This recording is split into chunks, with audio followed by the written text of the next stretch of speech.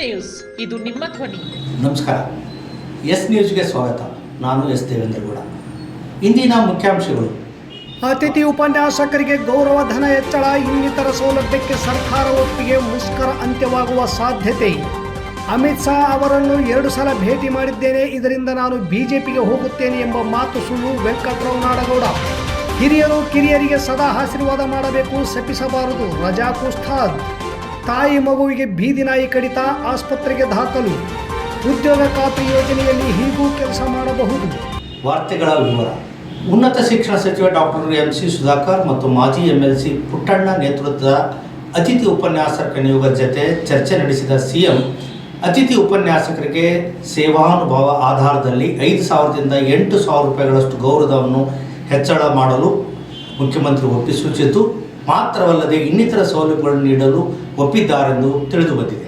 ಅವರು ಇಂದು ಉನ್ನತ ಶಿಕ್ಷಣ ಸಚಿವ ಡಾಕ್ಟರ್ ಎಂ.ಸಿ. ಸುಧಾಕರ್ ಮತ್ತು ಮಾಜಿ ಎಂ.ಎಲ್.ಸಿ. ಪುಟ್ಟಣ್ಣ ನೇತೃತ್ವದ ಅತಿಥಿ ಉಪನ್ಯಾಸಕರ ನಿಯೋಗದ ಜತೆ ಅವರ ಬೇಡಿಕೆಗಳ ಕುರಿತು ಚರ್ಚಿಸಿದರು. ಅತಿಥಿ ಉಪನ್ಯಾಸಕರ ಬಗ್ಗೆ ನಮ್ಮ ಸರ್ಕಾರ ಮಾನವೀಯ ಕಾಳಜಿ ಹೊಂದಿದೆ, ಆದರೆ ಸೇವಾ ಭದ್ರತೆ ನೀಡಲು ಕಾನೂನು ತೊಡಕು ಇರುವುದರಿಂದ ಸಾಧ್ಯವಾಗುವುದಿಲ್ಲ. ವಿರೋಧ ಪಕ್ಷದ ನಾಯಕನಾಗಿದ್ದಲೂ ಕೂಡ ಅತಿಥಿ ಉಪನ್ಯಾಸಕರ ಪರವಾಗಿ ನಾನು ಧ್ವನಿ ಎತ್ತಿ ವೇತನ ಹೆಚ್ಚಳಕ್ಕೆ ಒತ್ತಾಯಿಸಿದ್ದನ್ನು ಸ್ಮರಿಸಿಕೊಂಡ ಮುಖ್ಯಮಂತ್ರಿಗಳು, ಇದೀಗ 2 ವರ್ಷದೊಳಗೆ ನಮ್ಮ ಸರ್ಕಾರ ಮತ್ತೆ ನಿಮ್ಮ ವೇತನ ಹೆಚ್ಚಳಕ್ಕೆ ಮುಂದಾಗಿದೆ. ಸರ್ಕಾರ ಅತಿಥಿ ಉಪನ್ಯಾಸಕರ ಬೇಡಿಕೆಗಳನ್ನು ಅತ್ಯಂತ ಸಹಾನುಭೂತಿಯಿಂದ ಪರಿಗಣಿಸಿದೆ ಎಂದು ತಿಳಿಸಿದರು. 5 ವರ್ಷಕ್ಕಿಂತ ಕಡಿಮೆ ಸೇವಾನುಭವ ಹೊಂದಿದವರಿಗೆ 5,000 ರೂಪಾಯಿ, 5 ರಿಂದ 10 ವರ್ಷದ ಸೇವಾನುಭವ ಹೊಂದಿದವರಿಗೆ 6,000 ರೂಪಾಯಿ, 10 ರಿಂದ 15 ವರ್ಷದ ಸೇವಾನುಭವ ಹೊಂದಿದವರಿಗೆ 7,000 ರೂಪಾಯಿ ಹಾಗೂ 15 ವರ್ಷಕ್ಕಿಂತ ಹೆಚ್ಚಿನ ಸೇವಾನುಭವ ಹೊಂದಿದವರಿಗೆ 8,000 ರೂಪಾಯಿಗಳಷ್ಟು ಗೌರವಧನ ಹೆಚ್ಚಳ ಮಾಡಲು ಸರ್ಕಾರ ಸಿದ್ಧವಿದೆ ಎಂದು ತಿಳಿಸಿದರು. ಇದರೊಂದಿಗೆ ಅತಿಥಿ ಉಪನ್ಯಾಸಕರ ಆರೋಗ್ಯದ ದೃಷ್ಟಿಯಿಂದ ವಾರ್ಷಿಕ 5 ಲಕ್ಷ ರೂಪಾಯಿಗಳ ಆರೋಗ್ಯ ವಿಮಾ ಸೌಲಭ್ಯ ಅನುಷ್ಠಾನ, ಅತಿಥಿ ಉಪನ್ಯಾಸಕರಾಗಿ ಸೇವೆ ಸಲ್ಲಿಸಿ 60 ವರ್ಷ ಮೀರಿದ ನಂತರದಲ್ಲಿ ಭದ್ರತಾ ರೂಪದಲ್ಲಿ ಗರಿಷ್ಠ 5 ಲಕ್ಷ ರೂಪಾಯಿ ಇಡಿಗಂಟು ನೀಡುವುದು, ವಾರಕ್ಕೆ 15 ಗಂಟೆಗೂ ಹೆಚ್ಚಿನ ಕಾರ್ಯಭಾರ ಹೊಂದಿರುವ ಅತಿಥಿ ಉಪನ್ಯಾಸಕರಿಗೆ ಮಾಸಿಕ 1 ದಿನ ವೇತನ ಸಹಿತ ರಜೆ ನೀಡುವುದು ಹಾಗೂ 3 ತಿಂಗಳ ವೇತನ ಸಹಿತ ಮಾತೃತ್ವ ರಜೆ ನೀಡಲು ಮುಖ್ಯಮಂತ್ರಿಗಳು ಒಪ್ಪಿಗೆ ಸೂಚಿಸಿದರು. ಇದರೊಂದಿಗೆ ನೇಮಕಾತಿಯಲ್ಲಿ ಅವರ ಸೇವಾನುಭವ ಆಧರಿಸಿ ವೇಟೇಜ್ ನೀಡುವುದು, ಅತಿಥಿ ಉಪನ್ಯಾಸಕರು ಕಾರ್ಯನಿರ್ವಹಿಸುತ್ತಿದ್ದ ಸ್ಥಳದಲ್ಲಿಯೇ ಕಾರ್ಯಭಾರವಿದ್ದಲ್ಲಿ ನಂತರದ ವರ್ಷವೂ ಅಲ್ಲಿಯೇ ಅವರ ಸೇವೆಯನ್ನು ಮುಂದುವರಿಸುವುದು ಸೇರಿದಂತೆ ಕೌನ್ಸಿಲಿಂಗ್ ಪ್ರಕ್ರಿಯೆ ಸರಳೀಕರಣಗೊಳಿಸಲು ಸಹ ಸಮ್ಮತಿಸಿ ಕೂಡಲೇ ಪ್ರತಿಭಟನೆಯನ್ನು ಹಿಂದಕ್ಕೆ ಪಡೆದು ಕರ್ತವ್ಯಕ್ಕೆ ಹಾಜರಾಗುವಂತೆ ಪ್ರತಿಭಟನಾ ನಿರತ ಅತಿಥಿ ಉಪನ್ಯಾಸಕರಿಗೆ ಮನವಿ ಮಾಡಿದರು.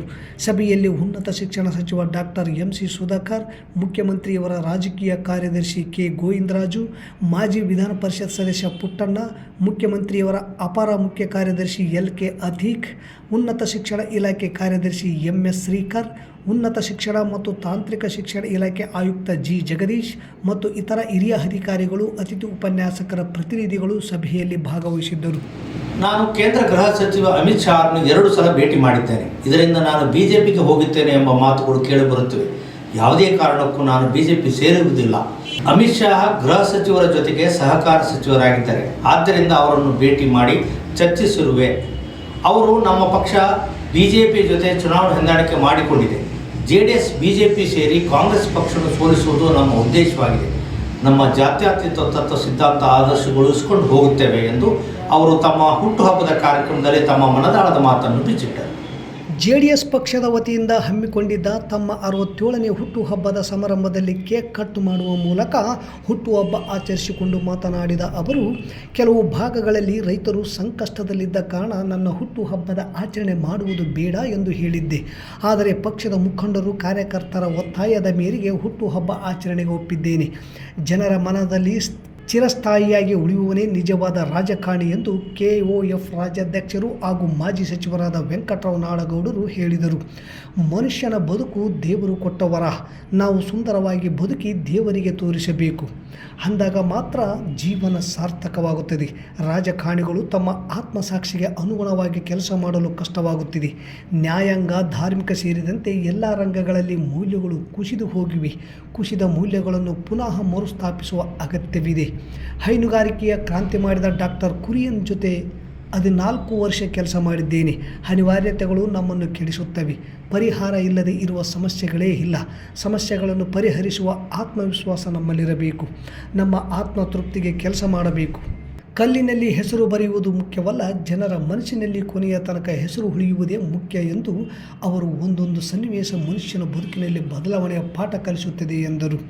ನಾನು ಚುನಾವಣೆಯಲ್ಲಿ ಸೋತಿರಬಹುದು, ಆದರೆ ಸತ್ತಿಲ್ಲ.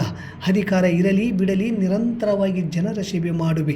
ನನ್ನ ಹುಟ್ಟುಹಬ್ಬಕ್ಕೆ ಇಷ್ಟೊಂದು ಜನರು ಸೇರಿದ್ದು ನೋಡಿದರೆ ನನಗೆ ಬಹಳ ಸಂತೋಷವಾಗಿದೆ. ನಿಮ್ಮ ನಂಬಿಕೆ ವಿಶ್ವಾಸ ಉಳಿಸಿಕೊಂಡು ಕೆಲಸ ಮಾಡುತ್ತೇನೆ. ಗ್ಯಾರಂಟಿ ಯೋಜನೆಗಳ ಜಾರಿಯಲ್ಲಿ ಸರ್ಕಾರ ಶಾಸಕರನ್ನು ಕಡೆಗಣಿಸಿದೆ. ಲೋಕಸಭಾ ಚುನಾವಣೆಯ ನಂತರ ರಾಜ್ಯದಲ್ಲಿ ಭಾರೀ ರಾಜಕೀಯ ಬದಲಾವಣೆಗಳು ಆಗಲಿವೆ, ಕಾಯ್ದು ನೋಡಿ. ಸಿಂಧನೂರು ಜಿಲ್ಲೆಯಾಗಿ ಅಭಿವೃದ್ಧಿಯಾಗಲಿ ಎನ್ನುವುದೇ ನನ್ನ ಮಹತ್ವದ ಕನಸು ಎಂದರು. ಕೆಒಎಫ್ ರಾಯಚೂರು ಜಿಲ್ಲಾ ಒಕ್ಕೂಟದ ಅಧ್ಯಕ್ಷರಾದ ಸುರೇಶ್ ರೆಡ್ಡಿ, ನಿರ್ದೇಶಕರಾದ ಮಹಂತೇಶ್ ಪಾಟೀಲ್ ಅತನೂರ್, ಈರಣ್ಣ ಪರ್ವತರೆಡ್ಡಿ, ವಿಶ್ವನಾಥ ಸ್ವಾಮಿ ಪಗಡ್ದಿನ್ನಿ, ಮರಳಸಿದ್ದೇಶ್ವರ ಮಠದ ಪೂಜ್ಯರಾದ ವೇದಮೂರ್ತಿ ಸಿದ್ದಯ್ಯ ಗುರುವಿನ ಮಠ ಗೊರೆವಾಳ ಕ್ಯಾಂಪ್, ಮುಖಂಡರಾದ ಸಂಗಮೇಶ್ವರರಾವ್ ನಾಡಗೌಡ, ಅಶೋಕಗೌಡ ಗದ್ರಟಿಗಿ, ಬಸವರಾಜ್ ನಾಡಗೌಡ, ನಾಗೇಶ್ ಅಂಚನಾಳ ಕ್ಯಾಂಪ್, ವೆಂಕಟೇಶ್ ನಂಜಲ್ದಿನ್ನಿ, ದೇವೇಂದ್ರಗೌಡ ಸೇರಿದಂತೆ ಇತರರು ಇದ್ದರು. ನಾಡಗೌಡರ ಹುಟ್ಟುಹಬ್ಬದ ಕಾರ್ಯಕ್ರಮಕ್ಕೆ ಅಪಾರ ಸಂಖ್ಯೆಯಲ್ಲಿ ಪಕ್ಷದ ಮುಖಂಡರು, ಕಾರ್ಯಕರ್ತರು, ಅಭಿಮಾನಿಗಳು ಬಂದಿದ್ದರು. ಕುಮಾರಸ್ವಾಮಿ ಎಲ್ಲಿಯ ಈ ಊರಿನ ಹಳ್ಳಿಯ ಇವರು ಕುಮಾರಸ್ವಾಮಿ ಮಾಡಿದ ಈ ಕೆಲಸ ಅವನನ್ನು ಈಗ ನೆನಪು ಮಾಡ್ತದೆ ಅಂತಂದ್ರೆ, ನಾನು ಅವತ್ತಿನಿಂದಲೇ ನನ್ನ ಫೋನನ್ನು 24/7 ಆನ್ ಇಟ್ಟೆ. ಸ್ವಿಚ್ ಆಫ್ ಮಾಡ್ತಿದ್ದಿಲ್ಲ. ನಾನು ಹೆಂಡತಿಗೂ ಹೇಳ್ತಿದ್ದೆ, ನನ್ನ ಫೋನ್ ಮಾತ್ರ ಸ್ವಿಚ್ ಆಫ್ ಮಾಡಂಗಿಲ್ಲ, ನಿನ್ನ ತಲೆ ಕೆಡಿಸ್ಕೋಬೇಡ. ನಾನು ಯಾರು ಬೇಕು ಅಂತ ಮಾತಾಡ್ತಾರೆ, ನಿದ್ದೆ ಹೆಂಗೆ ಮಾಡ್ಬೇಕಂತ. ನಿನ್ನ ಪಾಡಿಗೆ ನೀ ಮಾಡು, ನನ್ನ ಪಾಡಿಗೆ ನಾನು ಮಾತಾಡ್ತೇನೆ. ಹಾಗಾಗಿ ಆವತ್ತು ನಾನು ನಿರ್ಧಾರ ಮಾಡಿದೆ, ನನ್ನ ಒಂದು ಫೋನ್ ಕರೆಯಿಂದ ಒಬ್ಬ ಮನುಷ್ಯನ ಪ್ರಾಣ ಉಳಿತದೆ ಅಂದರೆ ಅದಕ್ಕಿಂತ ದೊಡ್ಡ ಪುಣ್ಯದ ಕೆಲಸ ಯಾವುದೂ ಇಲ್ಲ. BJP ಸರ್ಕಾರ ಇವತ್ತು ಬರೋದಕ್ಕೆ ಯಾರು ಕಾರಣ ಅಂತಂದರೆ ಸಿದ್ದರಾಮಯ್ಯನವರೇ ಕಾರಣ.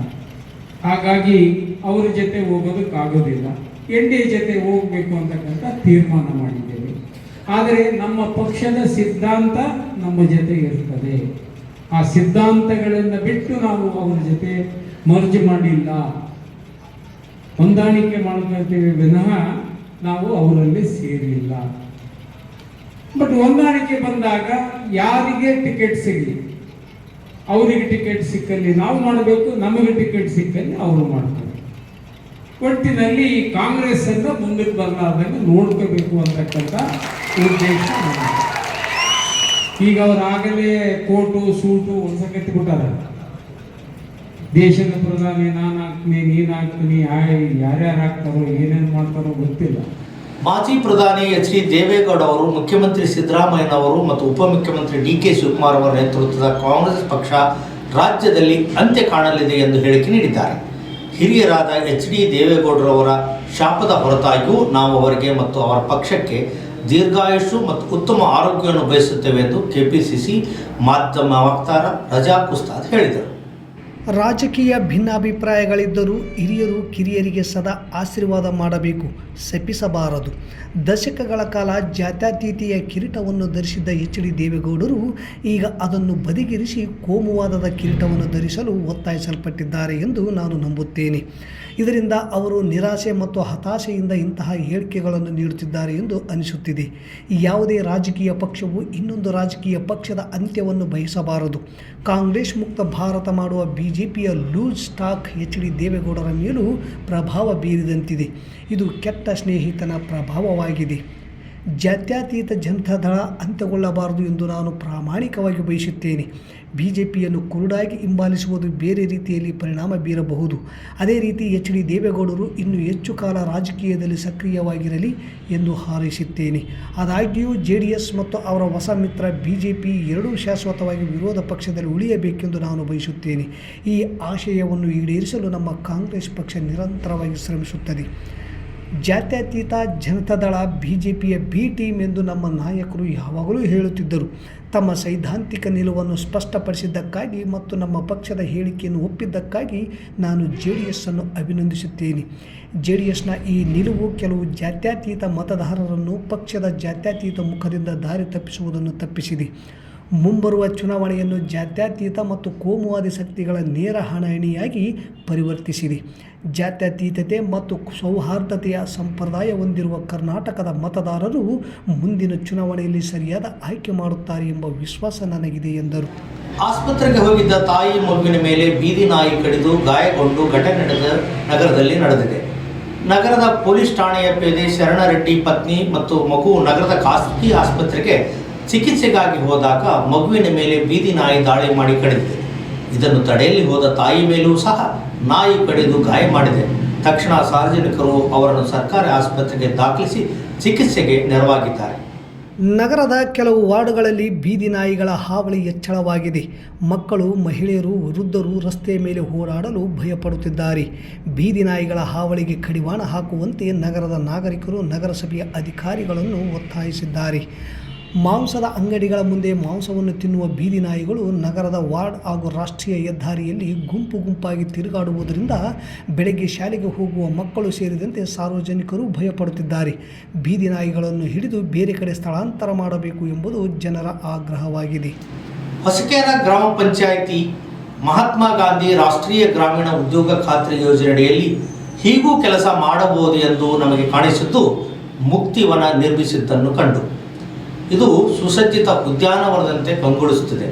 ಇದು ಎಲ್ಲ ಪಂಚಾಯಿತಿ ಹಾಗೂ NREG ಕೆಲಸಗಾರರಿಗೆ ಪ್ರೇರಣೆ ಆಗಬೇಕು ಎನ್ನುವುದು ನಮ್ಮ ಬಯಕೆ. ಸಂಗಾತಿ ಚಂದ್ರಪ್ಪ ಹೊಸಗೆರೆ ಅವರ ತಂದೆ ತೀರಿಕೊಂಡ ಕಾರಣ ಗೆಳೆಯರೆಲ್ಲ ಸೇರಿ ಹೊಸಗೆರೆ ಡಗ್ಗಿ ಊರಿನ ಕಡೆ ಪ್ರಯಾಣ ಬೆಳೆಸಿದೆವು.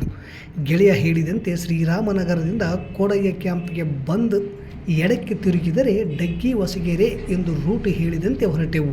ಶ್ರೀರಾಮನಗರ ದಾಟಿ ಕೋಟಯ್ಯ ಕ್ಯಾಂಪ್ ಹೋಗುವ ಮಾರ್ಗದಲ್ಲಿ ಈ ಮುಕ್ತಿವನ ಕಾಣಿಸಿತು. ಪಾರ್ಕ್ ಎಷ್ಟು ಚೆಂದ ಮಾಡ್ಯಾರ ಎಂದು ಮಾತನಾಡುತ್ತಲೇ ಹೊರಟೆವು. NREG ಅಡಿಯಲ್ಲಿ ಹೀಗೂ ಕೆಲಸ ಮಾಡಬಹುದು ಎಂದು ನಮ್ಮ ಜನಕ್ಕೆ ತೋರಿಸಬೇಕು ಅಂದುಕೊಂಡು ಹೊರಟೆವು. ಮರಳಿ ಬರುವಾಗ ಅದೇ ಮಾರ್ಗದಲ್ಲಿ ಬರುವ ಕಾರಣ ಆ ಸ್ಥಳ ಮತ್ತೆ ನೆನಪಾಗಿ ಅಲ್ಲಿ ನಿಲ್ಲಿಸಿ ನೋಡುತ್ತೇವೆ.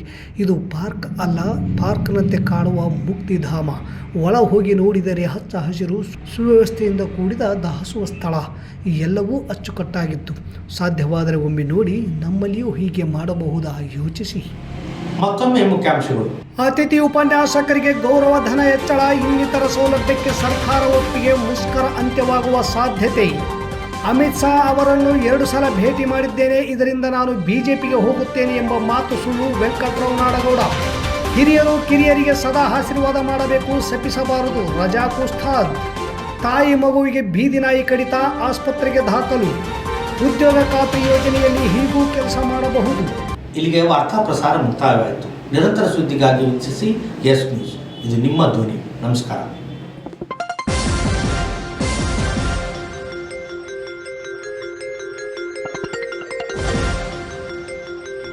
ಎಸ್ ನ್ಯೂಸ್, ಇದು ನಿಮ್ಮ ಧ್ವನಿ.